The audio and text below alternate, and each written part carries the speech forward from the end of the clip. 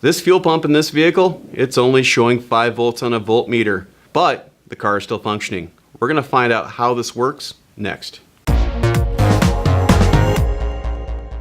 This video is sponsored by Auto Value and Bumper to Bumper. Visit us online for more information.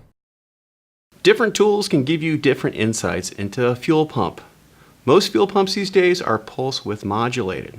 So if you connect your meter to it, you may only see anywhere from 3 to 7 volts depending on what type of fuel pump it is.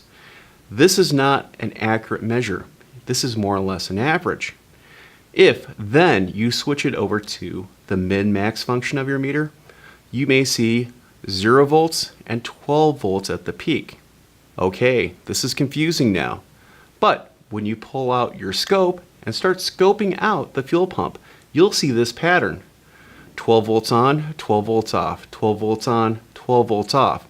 So what's going on here? The vehicle is using a cycle to control the speed of the pump and the amount of pressure in the system. This is what's known as the duty cycle, which is more or less a ratio between the on and off time. If you take your scan tool and you go out for a test drive and you pull up the PIDs for engine RPM, requested duty cycle, and the fuel pump pressure at the rail if it does have a sensor there, and you see something very interesting. As the demands for the engine kick up, you see the duty cycle increase. But if you look at the pressure of the fuel rail, it's not differing more than anywhere between 5 to 7 psi. It stays pretty much level on the top of the scan tool data stream.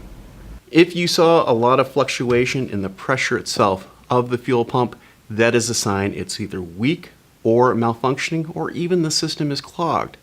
So, with this information from a scan tool, scope, and meter, you can make an accurate diagnosis of a fuel pump without even having to take it out of the tank. I'm Andrew Markel. Thank you very much.